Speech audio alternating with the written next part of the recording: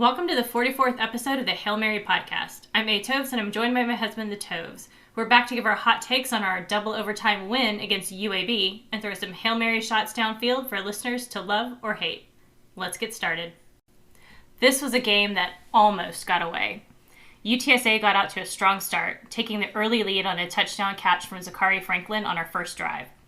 After a shocking injury to J.T. Clark on the second drive, the offense stumbled, settling for field goals on their three subsequent drives, despite catching UAB off guard with a well-executed onside kick. UTSA had built a 31-17 lead early in the fourth quarter before the game almost slipped away. UAB was able to score touchdowns on their next two drives to tie the game 31-31 at the end of regulation. In overtime, UAB went first and scored an 11-yard touchdown pass, but UTSA was able to answer back with a clutch touchdown catch by Tyke Ogle-Kellogg. In the second overtime, UTSA went first and scored on a touchdown by Josh Cephas. The runners failed to convert the two-point conversion, but it didn't matter as the defense came up with a huge stop. UTSA survived for the 44-38 win. The Roadrunners improved to 7-2 overall and 5-0 in conference. Before we get to our thoughts on the game, first of all, our thoughts go out to J.T. Clark. The injury looked terrible on replay, and we could only hope that he's able to recover. He did share a tweet earlier today where he said he'd be back, and it sounded like maybe he's considering coming back for a super senior season. Hopefully he is able to recover and either do that or best case, still, potentially go to the NFL. Yeah, if he's coming back, not how we wanted him to come back. Obviously you want more of a free choice to, be healthy and say, well, I wanted to do this because I want to play one more season with my friends, right? But, obviously it kind of sucks the way it all happened. But, that's just sports in general. Injuries happen, and unfortunately this was looks like really bad for JT, unfortunately. Yeah. So let's talk about the game. What were your thoughts? I actually was a little surprised how the game turned out because, in previous trailer seasons, coming out of the bye week, they've looked really fresh. They've looked, just aggressive, and they just kind of pummeled the opponents. Now, we'll caveat this that the last two seasons said post-bye week opponent was UTEP. So, it wasn't like a... same level of competition. Yeah. I wouldn't say it was the same, level of opponent that UAB was going to present coming out of this bye week. And, honestly, I think we needed the bye week, not only to get the guys refreshed, but I think just to kind of regroup before this last kind of stretch of the season. And I think, they were going to be clever in how they managed this team and the game plan going into UAB. I just felt like they certainly looked the part early. Mm-hmm. They looked fresh. The offensive line came out, and it was Walker Beatty at left tackle, Payne Hebert at left guard, our Rock and Maka at center, KD at right guard, and then Ernesto Alvarez at right tackle. Not the guys you had in the preseason, right? But, this is the line we had, and against a very good UAB team, they held up, and, I think it really just changed the way UTSA was able to run their offense. It's just that, once again, just felt like we couldn't put them away, put our opponent away, and it just was a little frustrating. Yeah. What about you? I think particularly in the beginning of the game, after JT went down, it really did seem like that shook the offense to the point where, kind of took them a little while to get back into the rhythm. And my concern watching the game at that point was just, is this going to be kind of the black cloud that sort of hangs over the game, even though it was rainy and there probably were lots of black clouds nonetheless. But, the skies were kind of crying for JT too, right? Exactly. But they did start to, get into a rhythm. It just was very frustrating watching the game because once again, we got up to what felt like it should be a sustainable lead at the very end, and then just watched it, fizzle away. And, here we are once again going to overtime, and I'm over the close games, with UTSA football and the overtime. It's great that we win those games, but it's just frustrating because at some point you want this team to dominate. I'm just gonna say that if there's any health problems you get out of this season, I'm gonna send those receipts over to Lisa Campos and say, can you help me pay for these because Absolutely. you did this to my wife. I will be on high blood pressure medicine by the end of the season. I'm pretty confident. I mean, it's just, yeah. I mean, I think that I'm kidding about sending the medical receipts, but still, there's something to it, right? Because there just seems to be I think a lot of fans are having some problems. I think with their health after watching some of these games. Right. And to your point, since we couldn't really put them away and we really couldn't seem to, honestly, it felt like we just stayed with the script too long. And it feels like, whatever plays that are scripted on offense, either it's too long of a script or, and maybe there should be much more of a discussion with Frank on the sideline. Here's what we had planned next. Do you think, from what you're seeing on the field, is this what you think we should do? And, but I just think that we just kind of get stuck on, it feels like a predetermined path, and we don't make those adjustments maybe early on and say, you know what, we're going to start kind of running this.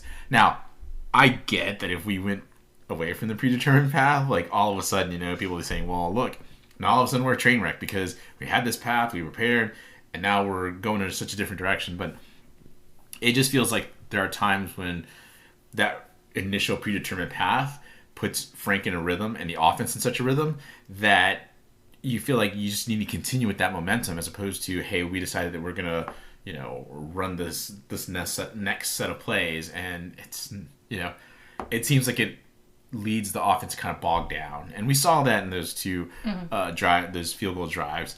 I echo what you said about potentially missing JT, but I also think that, it just seems like we've seen this in, prior games. So It's not like we're bringing up something new and saying, this really affected. I mean, I still think there was an effect. I don't want to minimize that either, but I also feel as if there could have been some better play calling to be honest with you, execute and get those touchdowns. I think, looking back, they're going to want to have gotten those touchdowns because it would have changed the game dramatically. Sure. All right. I'm laughing because I want to bring up the crowd at UAB. It was not much of a crowd. And we just kept having just jokes that we were saying back and forth while we were watching the game. But that said, it was bizarre that UAB was just hit with so many false start penalties. Yeah, they had 6 false start penalties. 4 in the first half, 2 in the second half. You can't blame crowd noise. There was no crowd at that game. And you're at home, so you shouldn't be able to blame crowd noise anyway. Right. But I think this is just... Maybe the 10 people that were there watching were uneducated and they didn't realize they needed to be quiet on UAB offense. Or maybe it was just... the wave? Yeah, or maybe it was just dominated by UTSA fans who traveled up from San Antonio. I don't know. I think I didn't really vocalize this or verbalize this well in the preview, but, I think there was certainly a lost edge once Bill Clark essentially stepped away as UAB coach. Mm-hmm. I felt like they were much better situationally and a little much more buttoned up, and I know I've ragged on them about penalties, but I think just situationally and just the way they handled themselves, there was other penalties that they would get. A lot of it's late hits, stuff like that, personal fouls. I just think that, seeing so many false starts just tells you when your interim head coach is your offensive coordinator, they should be much more buttoned up on offense, and it's clear they're not. And I think, this is where I feel like that's the pain of the UAB fan. We kind of talked about the fact that the Blazer Victory Pod had this, felt like they needed a hug and that they just kept seeing the same thing over and over and over. And, they've gotten to the point where they're just over Brian Vincent. And I think just watching this game, it was certainly clear that they really miss Bill Clark. Mm-hmm. Thoughts? I mean, definitely. The other thing that's kind of come up regarding UAB is just, the fact that he is still the interim head coach and how that has kind of sort of been a cloud over the team. Is he going to be here next year? What does that do for your recruiting? I think they probably should have made a decision about whether or not he's going to be the guy rather than letting it go an entire season as an interim. That probably didn't help, I'm assuming. Well, and I think the counter to that would be they wanted to see what they had in him. It happened so late that everything was going to be affected Right. regardless. So Vincent got to essentially keep the staff, and maybe he would have made some other changes. Sure. To be honest with you, but the reality is he just doesn't seem buttoned up in certain areas, and I think that that's what's led to the regression by UAB. And you're certainly seeing that, but I think it's also highlighted to the AD that Vincent just isn't the guy. I mean, it's fine that there's some guys that are just going to be, they're going to be coordinators. And we've talked about professionally how there are just some people that are going to, just be regular workers. They're just never going to be managers because that's Right. not their skill set. So, I think that that's just the case here with Brian Vincent. You can agree with us. Reality is, it really seems like UAB is going to make that change. The question is, who are they going to look for? Because I think there are certain things that are happening within the UAB during their games that I think point to having coaches, I think, that are a little bit more aggressive and not as conservative. And we'll get to some of those points as we go through and talk a little bit more about the game, especially on different sides of the ball. Did want to bring up to you, so we've gone through now an overtime, double overtime, and triple overtime. I think we're done. Yeah. We're done with overtime. That's what I was going to ask you, really, was, how do you feel about any future overtimes? And going into this overtime, did you feel, I guess, like we would prevail? Or did you feel like this was, we were letting this thing kind of slip away? Well, I think because this game, we had the lead and we had let the lead slip so dramatically at the very end that I felt like UAB had the momentum going into overtime. And that concerned me. And that's a very good point. I think that's where I wanted to get to here, because here's something else that I wanted to bring up to you, and Greg Luca brought it up in the post-game review with JJ. Normally when the team is down 14 points, once they cut the lead to, when they get their first touchdown, whatever, and they cut the, lead to 8, they might go for 2, because when you're down 14, if you go for 2 early on, then you give yourself the chance to essentially win the game as long as you shut down the other, your opponent, and then you can just score a touchdown and game's over because you kick the extra point and you're up by essentially 1, and you win the game, right? But at no point did UAB do that. To their first score, they went and kicked the extra point. To the second score, you're at home. You just punched UTSA in the mouth. They did kind of leave Zeno out there a little bit. They brought the kicker out. So I think the announcer said that they were looking to see what UTSA was going to do, but I felt like this is where you make the decision. Mm-hmm. You decide, I'm going to end this game now. But they didn't do that. Thoughts on that? No, that didn't surprise me at all because, as you mentioned earlier, UAB has a history of being conservative. They were conservative under Clark. They're still conservative in their offensive play under Vincent. We can go back to the flinch that won the West. So it didn't surprise me that they played that conservatively. On the flip side, the one thing that did surprise me was when Traylor played a couple fourth downs more conservatively, went for the field goal in the first quarter on 4th and 3 versus trying to go for it on 4th down, which he typically does. I mean, we didn't attempt a 4th down, I don't think, which is odd. We typically have at least 1 or 2 4th down attempts per game. So, it didn't surprise me to see UAB play that conservatively. It did surprise me to see UTSA be conservative. And the reason I want to bring this up to you is because we just talked right now about how Brian Vincent isn't going to be the guy. And I think this was going to be a good way to differentiate himself from Bill Clark and say, you know what, we're going to go for it 2 right now. And even if we don't get that, 2-point conversion, we'll have to do the 2-point conversion later if we score. And I think that would have given them much more momentum going into overtime. I also think they probably didn't have that kind of level of confidence in Zeno. If you look at the game before, they had an opportunity to win against FAU and they didn't do it. So I wonder if that also played a factor, where, again, Traylor is much more aggressive when it comes to his offense, and he has the luxury of having a quarterback he has faith in. Fair point. Really have nothing else I could come back at you with to say, oh, what about, nope, you covered it. Cool. All right. I like what you said about actually Traylor being so aggressive. We've kind of talked about it before about his aggressive play calling and how that affects coaching, coaches against that are, coming up against him. And I think that did play into this, but I was surprised that it still kept UAB conservative. Mm-hmm.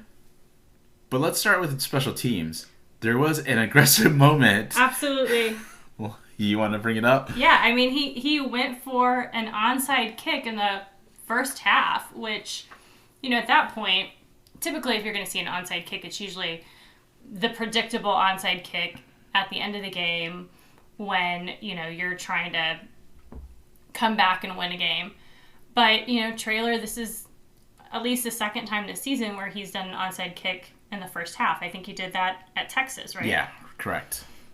Again, different kicker. The kick at Texas was Jared Sackett. This time it was Tate Sandell, but very well executed, and just one of those great moments where you get to see this kicker, recover the kick, not only execute it well, but recover the kick, and then have just a fabulous moment where he celebrates, and that was caught on tape. And if you haven't seen it, it's out on Twitter. You can there's a clip of it that JJ Perez had. It's just a great moment, and as everyone knows, I love watching those great special teams celebration moments because they're just so fun, and what can you say? I'll add this. Justin Burke and the scouting department done a terrific job of not only seeing something in their opponents in kickoff coverage that has told them, hey, this is the moment, Coach Traylor, we should call the onside kick now. That and the fact that Burke has helped prepare the kicker, again, reemphasizing what you said about them executing.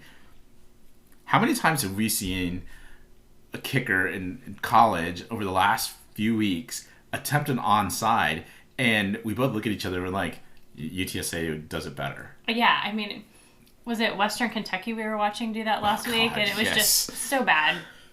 To be honest, Tate Sandell probably practiced that like that. He knew this was going to be his big moment at some point during the game. He was likely going to get to do an onside kick, and he probably practiced it, over and over again. And then, to be able to come through, though, in those clutch moments when you really haven't played that much. I mean, this is only the second game he's played.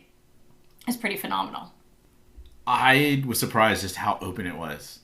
But again, obviously something they saw in the UAB coverage. And the fact that Tate was able to recover it so easily was just even more remarkable. So again, obviously we've talked it to death, but wow. I mean, again, what a play. Took us by surprise. Terrific. Staying on with the kickers, Jared Sackett. We talked about earlier in the year how he is, had kind of missed a few, field goals, and he missed them badly. This game, in adverse conditions, mind you, he kicked that 46-yard field goal into the wind, is what I understand. Absolutely clutch. Just beautiful. I mean, all his field goals were good, I would say, longer than what he actually kicked. Mm-hmm. So, certainly, for as much as, we'll nitpick on certain things, good to see at least the special teams have a really good game where you don't feel like they really blew some sort of, play or allowed a big return that has caused us to be turned sour on Justin Burke and the entire coverage teams, right? All right. Let's go to the offense. We'll start talking the preview review, but I don't know how great this is going to be because my kind of keys to victory were kind of negated. Because one of them was get the run game going early and often. I just think the whole offense was humming. We kind of already talked about it, where it's like you got the offense into a rhythm. You got Frank into a rhythm. I really think it just does go back to what I had talked about in terms of the offensive line. Having a healthy offensive line for the first time in forever, and them playing at, I would say, a high level, especially against this good of a UAB defense. They have a really good pass defense. We talked about it in the preview, yet they had a lot of broken coverages. And that goes to the second key, which was shorten the passing game to maximize the yak for our wide receivers.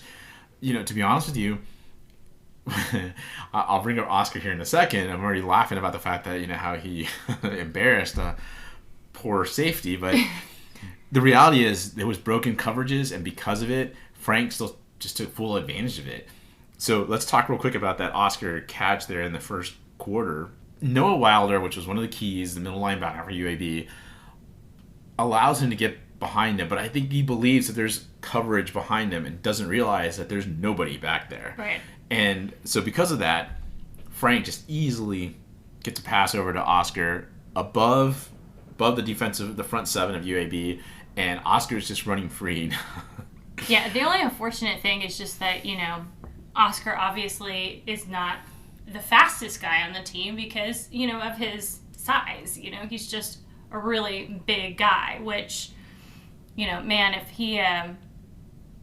he was faster, he might have been able to get around that guy and he wouldn't have had to, strong arm him and murder him. Well, that's the problem. I mean, I don't know if it was speed, but I was just going to say, my initial reaction when I saw that was, Oscar, the man's got a family.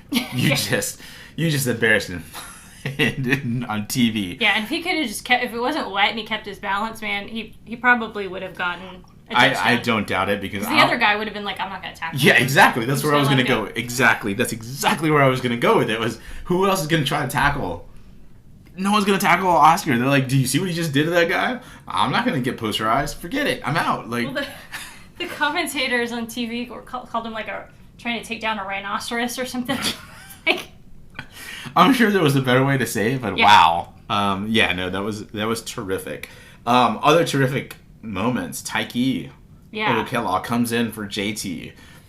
But aside from his one catch that he had, you thought he had another moment that was key. Yeah, I mean, one of the probably low-key plays that Tyke had was when he was in the end zone and Frank just overthrew him, and the defender almost intercepted the ball. But when you watch it, you couldn't really tell the first time through, but when we did the rewatch, you could hear what the commentator said and see that Tyke kind of helps jostle that ball free. And so because of that, it's not an interception. The ball's dropped, and it could have really change the momentum of the game at that point. I mean, yes, we ended up going for a field goal, but had that been an interception and we hadn't gotten those 3 points, that could have changed the scope of the game.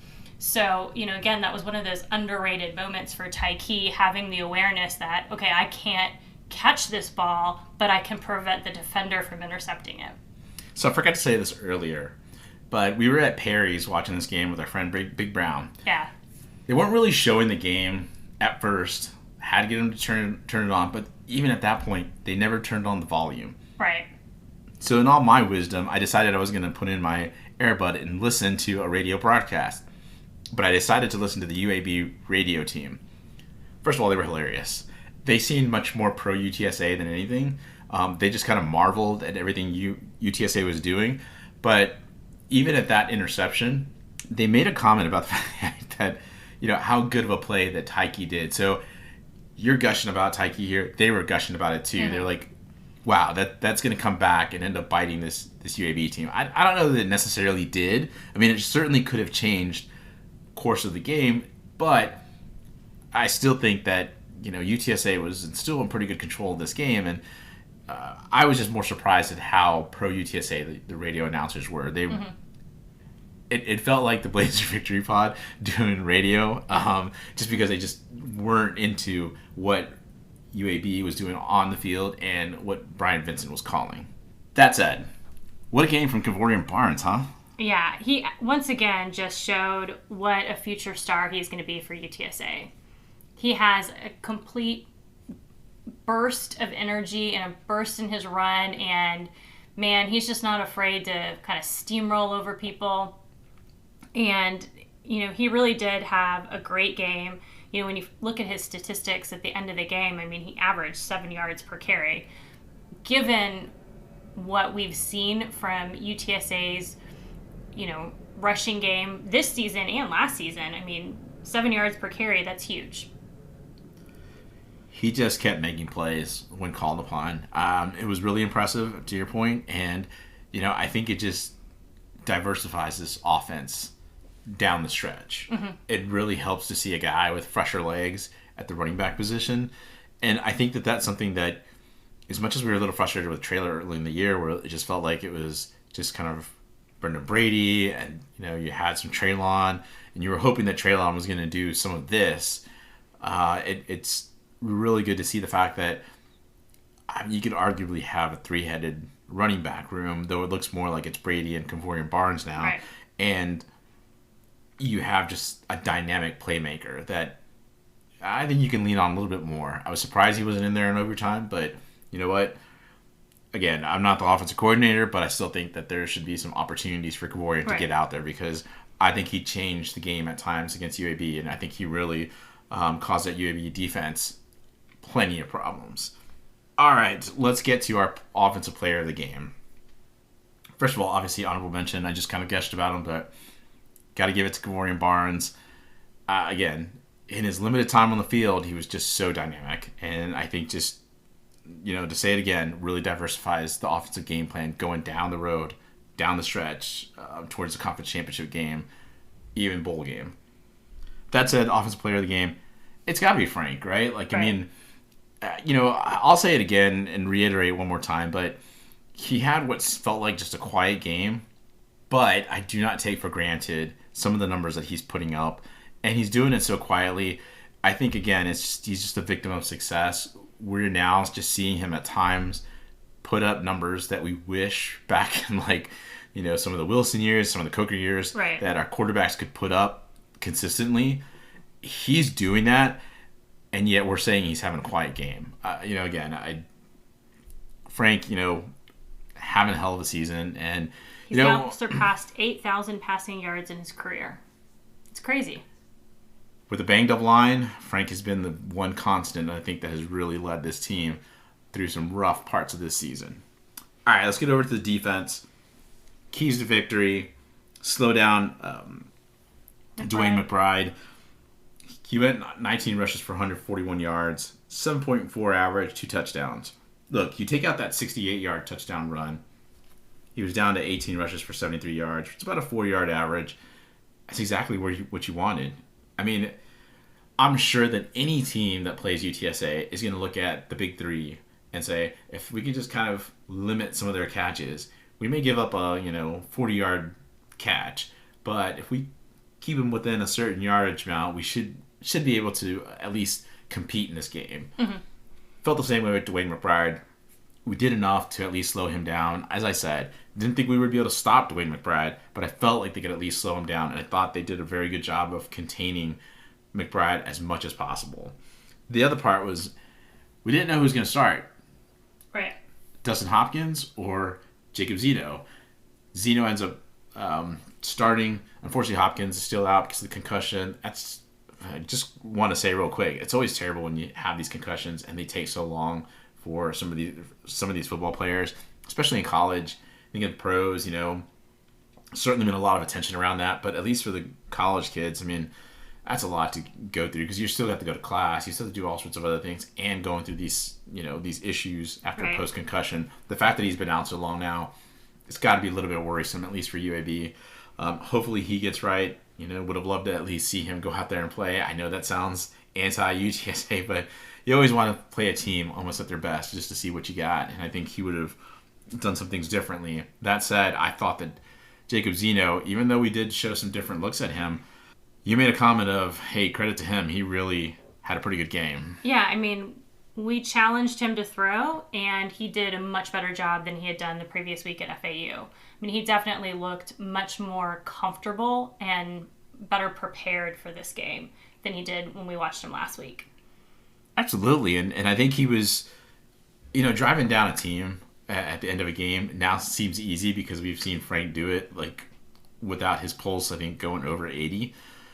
Jacob Zeno seemed a little bit more hurried, so I felt a little more comfortable as the game kind of wound down because it felt like Zeno, A, wasn't getting the plays in a timely manner. 2, he seemed like he was kind of, the game was still a little too fast for him. Mm-hmm. But, again, to your point, give him credit. When he had to make a play, he made a play. And, they made a good point. I forgot that he was from San Antonio. So he obviously wanted to play really well in this game because, he's a San Antonio kid. He's playing against UTSA, and it probably meant more for him to play well in this game than it did against FAU. Yeah, and look, I think that as much as we're crediting Zeno here, I thought the defense actually played pretty well. I know we've made some comments about Coach Lepp and some of the game plans and how there's still some things to be desired. Mm-hmm. However, I just felt like, again, coming out of a bye week, the guys on the defensive end also looked fresh. They looked aggressive, and it seemed like there was some things that had been cleaned up during that bye week. Yeah, particularly the tackling. This was the second game where we had really good overall tackling scores, per PFF. It was interesting, though, in the fourth quarter, those last couple of drives where UAB was successful in getting touchdowns. When we watched it the first time, I kind of wondered, are we getting tired? Is that why, we're giving up some bigger plays? But on rewatch, I almost wonder, was it more the scheme and the way that we were playing versus how we played UAB in the first half? We did get a little over-aggressive at times. It felt like there was some times where we just lost contain. We got too aggressive and we chased the runner, McBride, instead of, looking for that, looking for Zeno to potentially hand the ball off. So there is something to it. Obviously, there was some to be desired, but, to be honest with you, I think that there was more in terms of coverages that were being called that left more, I think fans overall wanting more from this team as opposed to how it went down. How you allow Trey Shropshire, the top UAB wide receiver, essentially one-on-one with Nick Fortune, 15 seconds left in the game. I get that you are okay with some of these matchups, but late in the game, you got to find a way to bracket him. Mm-hmm. You got to make another wide receiver beat you. And I don't think any of the other wide receivers are going to beat UTSA. It was going to be Shropshire. And there it was again. Who catches the tying touchdown? Trey Shropshire. We did have some injuries to this squad that we didn't know. Yeah. I think were happening. Again, we knew that from the bye week, hey, look, there's going to be some stuff that happens that we're just not going to be able to say, pass along to anybody. But you want to catch us up on who didn't get to play? Yeah, so Kalechi apparently was injured. Not really sure what the extent of his injury was, but once I saw that Ken Robinson was starting and then didn't see Kalechi play at all, I figured something had to be wrong because Kalechi was put in front of the media multiple times last week. And so if there was an issue with his readiness or his play on the field, you wouldn't have thought that he would have been someone, presented to the media for interviews. So, it was clear that had to have been an injury, and that was something that was confirmed by JJ later on. And then during the game, Martavius French apparently got injured, and it appeared that he was in an air cast after the game. So not sure how long that will take for his recovery either. And unfortunately, again, we talked about the J.T. Clark injury, and now we have Martavius French. It's just injuries just keep coming up for this team, right? I think this is more freak injuries as opposed to just things that we saw with the offensive line. But still, not exactly what you want to see coming down the back stretch. Yeah. There was a moment where Dadrian Taylor had gone out of the game, and, it looked like he was in a lot of pain. And then when he came back, man, he was just absolutely wrapped up. He looked about double the size of his, on his chest because you could tell he was being taped up. But he seemed fine at the end of the game. So hopefully it wasn't very serious. And yeah, after he got injured, it seemed like I saw him on the sideline again, right near trailer, and then as you said, you had seen him and he had looked kind of wrapped up. He didn't seem like he was bugged too much, but then again, sometimes it's one of those adrenaline kind of keeps you going, so maybe that's kind of helped. Hopefully, he got some time today in the recovery rooms and is able to be ready for next week. That said, let's go on to our defensive player of the game. Easy here, it's Corey Mayfield. I'm going to start out by saying that the UAB announcers, the radio team, I should say, first thing they said, just made me laugh, was if I were to give Jacob Zeno any sort of advice, it would be find Corey Mayfield and then don't throw that way. So Yeah. I thought that was kind of funny because they kept saying that the defense began and ended with Corey Mayfield. I mean, I think from a UTSA standpoint, I don't know that we would say that, but I think it just shows once again just how much he's grown as a player. Mm-hmm. That said, again, just a fantastic game from him. Had 4 tackles, recorded a sack, had 2 pass breakups, and intercepted a pass. Like, just there was a time that it felt like he was just everywhere. Like, there was a couple of Corey Mayfields out there as opposed to just one. But credit to him again. I think the bye week again gets you a little fresher, gives you that extra hop in your step, and Corey certainly looked like a different player out there. Yeah, it was interesting to hear him after the game kind of talk about the fact that back in the 2018 game, that was the first time he had started against UAB. And, apparently it was not a great performance from him. I mean, I remember the game not being a very good game. We lost like 50-something to 3, I think. But I can't remember his performance individually, but... Well, you stopped watching it like very early on. So. I'm sure I probably did. But he said that the wide receiver coach for UAB came over to him after the game and gave him kudos. And so he was really kind of excited by that, to hear somebody from an opposing team, give him credit for his growth, over that time period. And then, here he is now, 3 straight games with an interception, ties the record for UTSA. So, he's obviously having a great super senior season, but it's funny watching him in the post game because he's just one of those kids that's never satisfied. Like, it could be the game of his life, and I think he'd be like, all right, I could have done better, And, I think that's what just kind of makes this a little sweeter. Again, super senior season, and good to see him really taking advantage of it. What did we learn from this game? Well, it kind of feels like UTSA just kind of contributes to the inability to impose their will in the game, right? Like, It just feels like they cannot just jump on an opponent and just essentially take their will away. Mm-hmm. I know I said that before, like taking a soul away in terms of North Texas, but that was different. That was a late game drive that really took the soul away.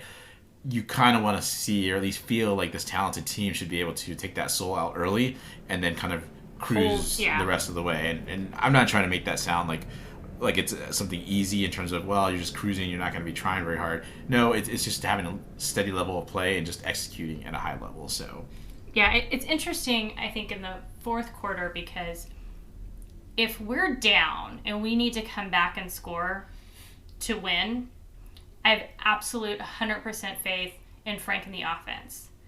But if we have the lead and we have to hold the lead through an offensive stretch of like 4 or 5 minutes, I don't know why, but we just struggle so much. It's like if you need that 2-minute drill or 2-minute drills, all I have to do is get to that first down and then, we pretty much can hold this game. That's where, for whatever reason, we struggle. And it's very frustrating because on the flip side, if we have 2 minutes or 5 minutes and we have to score, like, you feel 100% confident that we can do it. So I don't know what it is about the psychology of that, but they just need to focus in on, we have the lead, we have 5 minutes, how do we hold the lead for 5 minutes? Yeah, and I don't know if some of that maybe be play calling. Maybe we get a little too complacent in the play calling. Mm-hmm. I think we're really good at like the hurry up play calling, but when it's like the extend the game, stretch, or kill the game, honestly, is what I think what you're really getting at. Right. And I think that's the tough part for an aggressive team like this. That how do you manage the rest of that game? Mm-hmm. But we've seen it happen before. I could say, and at least people can interpret it the fact that, it's me taking sort of a shot at Will Stein in mathematics, but we saw what happened against Western Kentucky in the conference championship game where we got up big on Western Kentucky, and then all of a sudden they started coming back because, we couldn't keep the foot on the gas. Mm-hmm. And, it just seemed like, again, we let Western Kentucky back in the game when, to be honest with you, that score didn't make sense since it seemed like we had really dominated that game. So, yeah, I think it's just something that Traylor needs to do a better job of, because I think that's something he can prepare both his coordinators for. And I'm looking at offense coordinator and defense coordinator. I'm not trying to say like just Stein and Maddox. it's got to come to both sides of the ball, where I think that's where they need to do a better job of managing the game. So, that said, I think as we start kind of heading down this stretch, it's something we can work on to an extent, but it certainly looks like we're heading towards that crash course with UNT in the Dome, right? Absolutely. I mean, we'll get into the Conference USA roundup later on, but, they had a big win, and, they are firmly in second place. So it definitely looks like we're on that collision course, unless, UAB can come up big for us next week, and then, Rice can come up big for us, maybe, but, right now they're in the second place driver's seat, if you will. Which I think is expected after the game we had against North Texas. Yeah. Okay, let's switch a little gears here.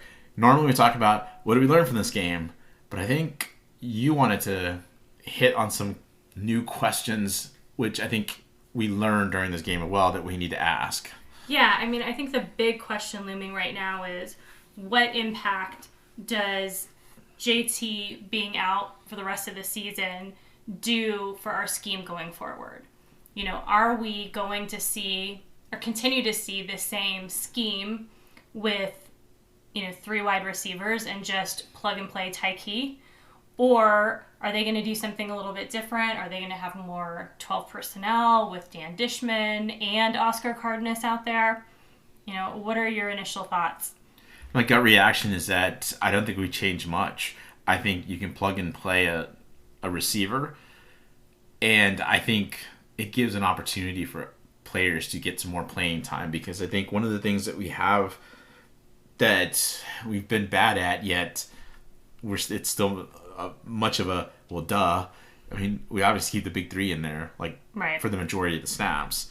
So, and to be honest with you, the 2 wide receivers that actually get the most snaps are, Zakari and Josh.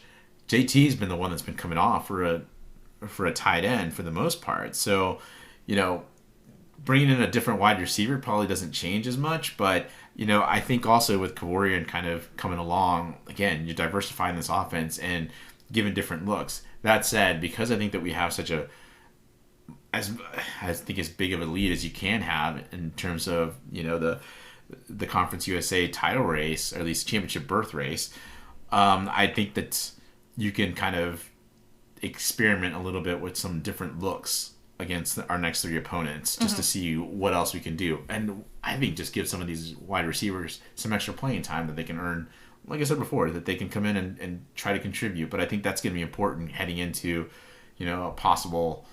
what's looking like a possible, championship game in the Dome. Yeah, the question mark for me with Tyke is, we know that he has the talent. There's never been a doubt that he has the talent, but there always has been this question mark of, whether it's off game or, off field issues, or maturity, I think has been used as a term before. We've heard Traylor call him Mr. Potential. So it'll be interesting to see how he handles this opportunity, because this really is a great opportunity for somebody like Tyke with the amount of just natural talent that we know he has.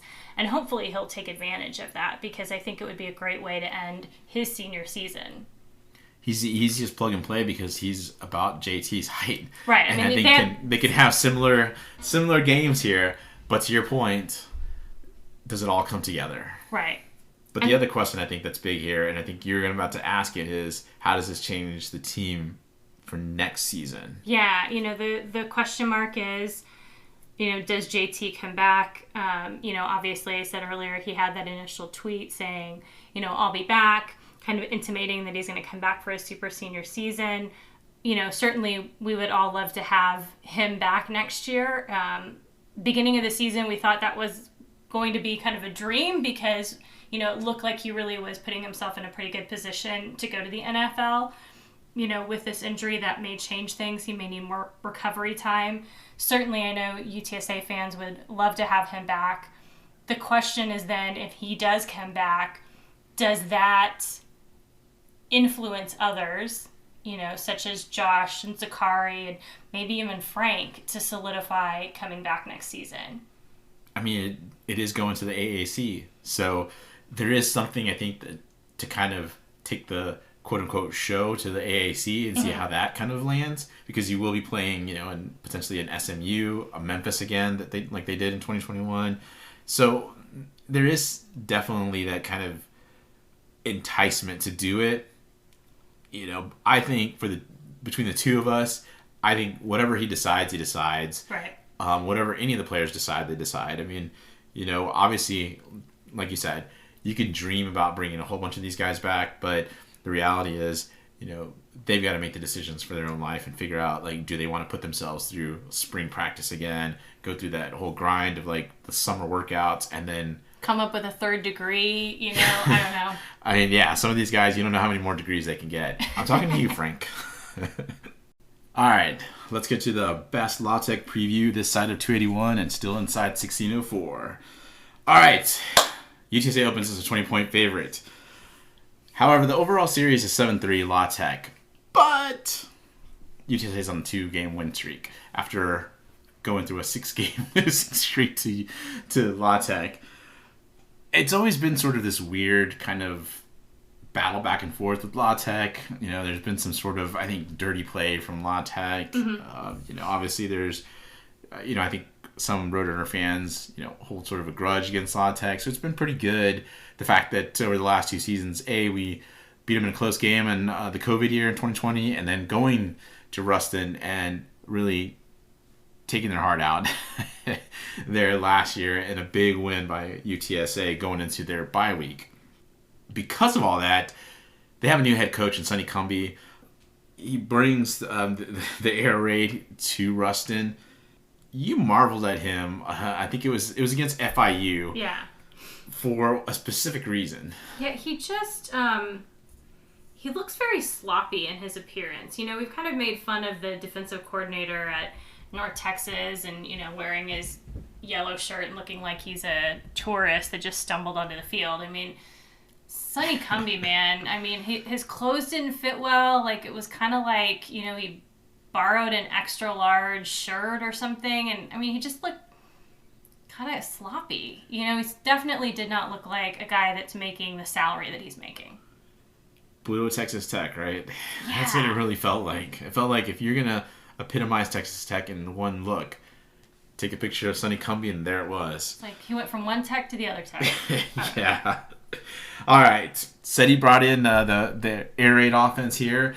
Look, he had quite a bit of departures over the off season, and honestly, I think he's reshaping this La Tech team. But this will be the last time that we play La Tech, at least for a while, unless we bring them up in some sort of out of conference game. But at this point, I don't think that that's happening anytime soon.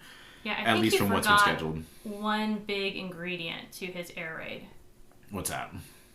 A quarterback that can play successfully in the air raid. That is a good point.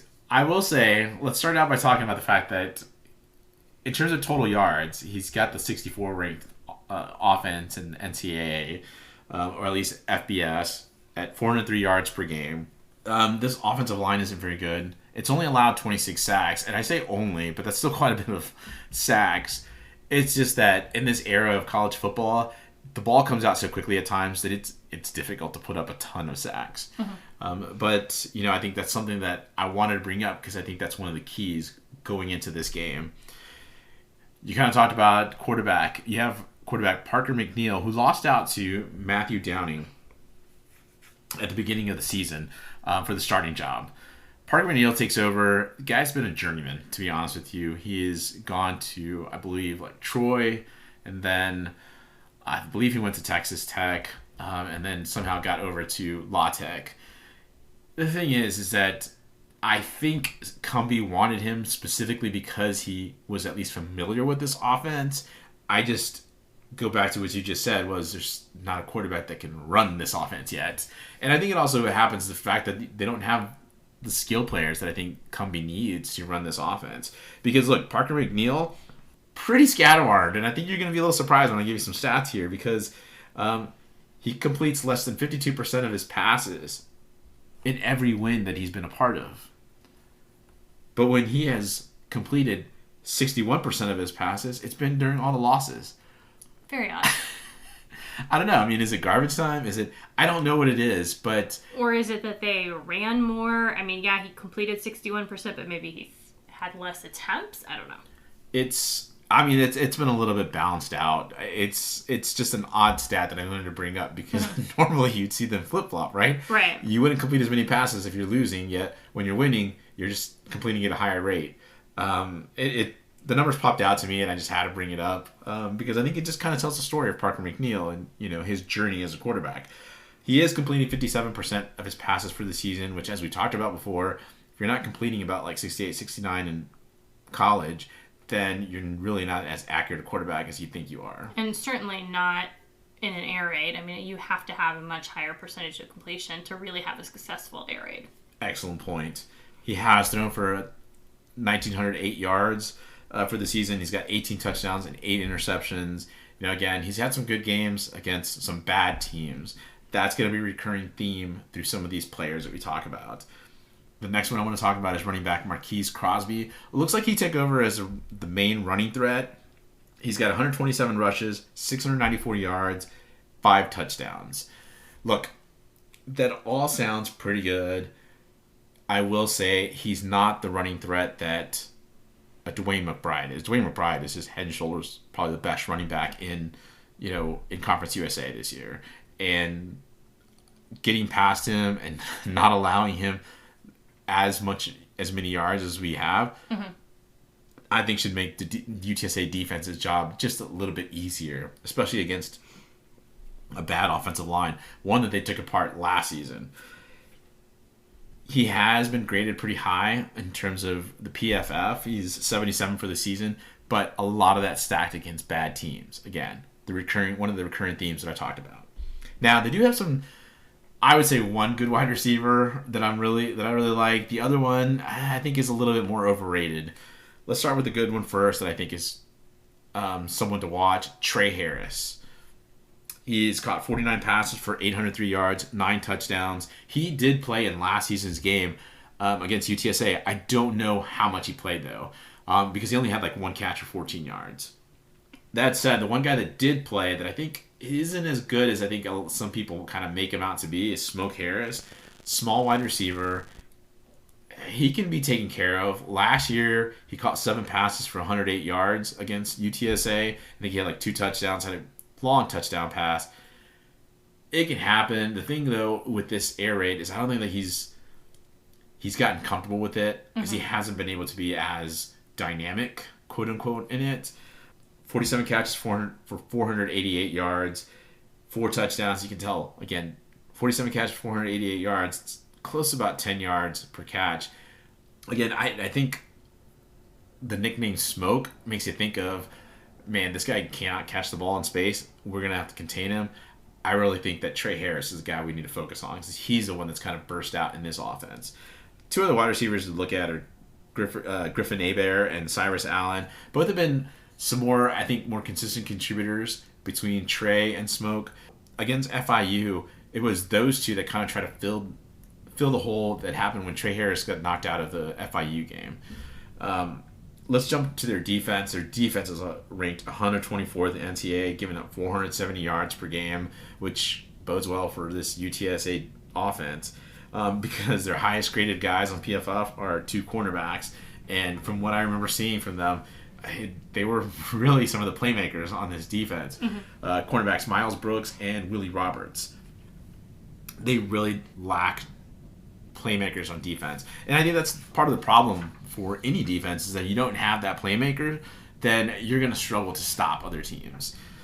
So keys to victory, simply put, for the offense, just impose yourself. And I know we've talked about how this is going to be the game. We're going to do it.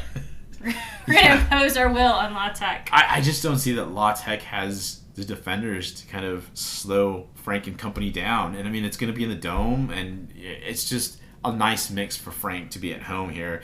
And then on defense, I think the defense really needs to pressure Parker McNeil, force him to make some of these throws. That's what other defenses have done against him, and that has caused him problems. He completes about 36% of his passes when he's being pressured. When he's not being pressured, it's about I think it's well over 60%. So obviously you want to pressure him, but the thing is that when he has been pressured, the other thing you notice when I said, hey, do you see any rushing stats for him? You were like, yeah, they're all negative. Yeah. Every game, negative rushing stats. So that's all just sacks and just not being able to get out. I mean, he's just a lumbering guy. He's not a scrambler like Frank. So, obviously he struggles behind a bad offensive line. So look, my way too early prediction.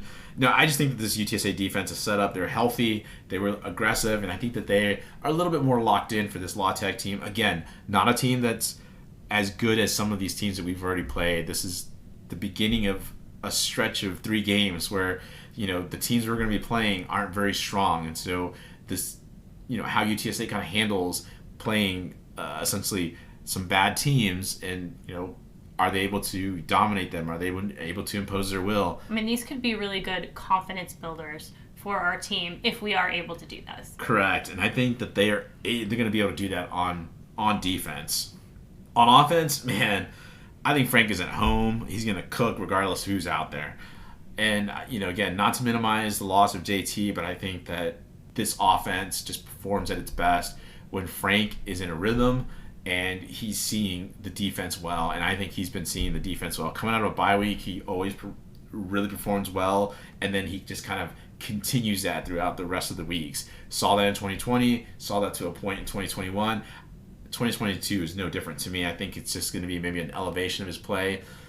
Maybe at least get him some rest down the stretch is what I'm hoping. So for me, give me UTSA 41-20. I think UTSA gives us some late garbage time scores, and that's how it gets a little closer than the score indicates. All right, before we go, let's talk about the rest of Conference USA. As we alluded to already, North Texas beat FIU 52-14.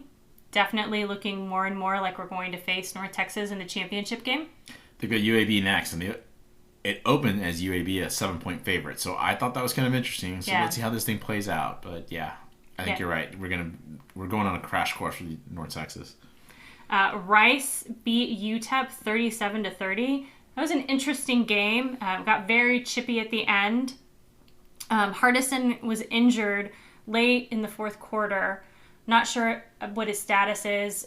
Looked like he had some kind of ankle injury, but his backup Brownholtz came in, and he actually looked much better than Hardison. And for a moment, thought perhaps they were going to get the comeback there. Yeah, look, they run the read option with Gavin Hardison. He always, and I'm going to say always, but I would say probably 99% of the time, he's handing the ball off to the running backs because they've got 2 really good running backs in Ron Awatt and Deion Hankins. Brownholtz came in and was pulling the ball and running, and that really threw off this Rice defense, which I don't blame him. Like, that's just not what you had prepared for. So, I think that Brownholtz really gives him a different look. He's still not a very good passer, so he's not him or Hardison doesn't really matter. The passing is just not there. So, it's just a UTEP team that I think, unfortunately, it's just limited quite a bit. Right. Western Kentucky beat Charlotte 59-7. Not a big surprise there.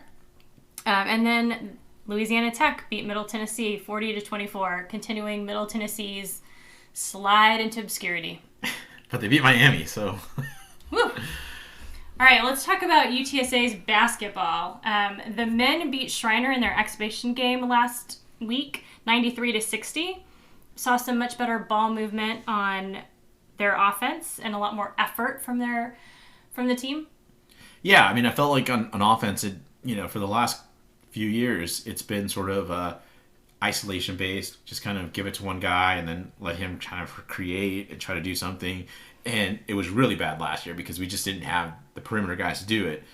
This time, as you said, the ball moved a whole lot more, and I think really made Jacob Germany look like more of an offensive threat because the ball was moving around and the defense really couldn't adjust to where Jacob was setting up. So, honestly, I think if they can keep this up and then keep the defensive pressure that they were doing, they were playing passing lanes, they were, really challenging shots. And I think, at least to me, is that in previous seasons we haven't seen that effort on defense and we haven't seen that ball movement on offense. So I think if they can keep this up, and I get that it was against Schreiner, but if they can keep that all up, this is going to be a much better team competitively. than I think we've been used to from the team last year. Well, they open their season on Monday at home against Trinity at 7 p.m. So if you want to come out and support them, they'll be in the Convocation Center. The women are playing SFA and Nacogdoches on Monday as well. All right, let's talk about the other big news from this weekend. The women's soccer team played in the championship game. They entered the tournament as the number 6 seed. They beat UAB and North Texas to make it to the finals. So they played on Sunday in the championship game against FAU. I'm sorry. And once again, went to overtime. I guess they, decided to, take a play out of UTSA football and put us all through an overtime game again. I guess they didn't think that you had enough of a heart arrhythmia Apparently on Saturday, not. So they thought, on Sunday we're just going to keep it up for you. That's right. This was the first Conference USA tournament win for the Roadrunners. It's their second time winning a conference. Previously, back in 2010, they won the Southland Conference tournament and went to the NCAA tournament as a result. In that matchup, they played number 2 Portland. Unfortunately, lost in the first round. So this will be our second NCAA tournament showing. The selection is on Monday at 3 p.m., so we'll get to see who they're going to play in the first round of the NCAA tournament. All right, got a few things to brag about here. First, they made me look good because I kept telling everybody throughout the season, this UTSA team can make a run, and they certainly did. That game against UAB, totally streamed it, and as I watched, I was like, oh man, they went into overtime. They were looked like they were going to go into penalty kicks. Last second goal essentially from Anna Suter, who was ended up as a first team all CUSA. Totally deserved it. She's been such a great playmaker. Going into North Texas, I was a little kind of hesitant. I was like, they can pull off this upset. They did it last season. This season is obviously a little bit different. They obviously lost 3-1 earlier in the regular season, but the game plan, they came out, they really took it to North Texas, and I was really impressed with the way the girls played. Won that 2-1. And then this championship game, I thought they came out just a little bit not as aggressive as they did against North Texas, and I felt like they were a little too passive at times, but they kind of used that to essentially counter on FAU, and 2 mistakes by FAU, and it turns into 2 goals. Now FAU did get those 2 goals back, but what really brought me a smile in overtime was the fact that they scored off a corner kick. And I talked about early in the season how they're such a dangerous team off of set pieces. To that, I hate when teams play zone on corner kicks on defense, because you're trying to guard a space, but what ends up happening is you end up standing there and you allow the offense to dictate to you what they're going to do. And a perfectly placed corner kick, Marley Frey put her head on it, and it was game over. I know that I'm pretty sure other UTSA fans are probably fretting throughout the rest of the game because they scored with 2 or 3 minutes into overtime. Mm-hmm. But you could tell that our defense is what this team is built on. And Sasha Dade, Kendall CUSA, Deja Sandoval, and Sabrina Hillier were terrific throughout this entire tournament. I think Hillier, Sandoval, and CUSA played every single minute of the tournament. Our goalie, Mia Krasinski, did not come off either. It was just, they've been terrific all season. I didn't watch every single CUSA game, but, seeing Kendall CUSA get second team CUSA during this tournament, it was clear that she should have been first team. But you know what? I think she'll take the championship over being first team. And Sasha Dade, such a great defender. I thought that she should have been higher in the all-conference team. But you know what? Again, I think she's going to take this CUSA championship over anything. Just for transparency, before the season, I got a chance to watch some English Premier League games with Coach Pittman, and he just wouldn't stop gushing about this team. And I had seen the team play, and I thought that they could do some damage. But the way that he just talked about the team, the way he talked about some of the play that was going on, as we were watching the games, it was clear when I started talking about some of the players that I liked on this UTSA team, he just had this wry smile, like, yeah, you're seeing about the same things I am, and I've got some things up my sleeve. Because let's be honest, throughout the regular season, they did enough to get in the tournament, but it wasn't about winning the regular season crown. It was about preparing them for this tournament run.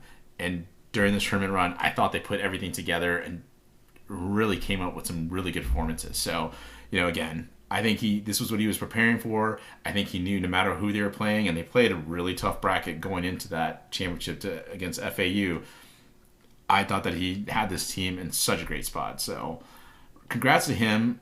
He got really emotional after the game, but really congrats to these ladies. I mean, they did such a fantastic job all season. I'm looking forward to seeing them make a run in the NCAA tournament. I think they can. I think they can pull off an upset at least. Yeah, I don't remember which player it was they interviewed at the end, but she had said, we didn't come this far just to come this far. That was kind of like her illustrating how she felt like they just had more drive in the tournament than their competitors and more drive in this game. Again, I watched just about every minute of their games in the tournament, and I agree. I think they were locked in, and I think you could tell they were the one team that wanted it more than anything else. I thought the other great thing over the weekend was seeing all of the videos on Twitter from all of the other athletic teams supporting UTSA soccer. There was, videos from the women's basketball team, the men's basketball team, the football team. I saw tennis. I saw, golf team also. It was, I couldn't gush any more about it either. I was like, I'm glad you brought it up because it was so cool to see all of that. Yeah, so looking forward to finding out on Monday at 3 who the next victim is? Yeah, the next game will be. All right, well, that about wraps it up for us. So thank you for joining us on the Hail Mary podcast. I'm Atoves. And I'm Toves. We'll be back next week to talk about our huge win against Louisiana Tech. We're 2022 CUSA women's soccer champs. Let's go. Birds up. Birds up.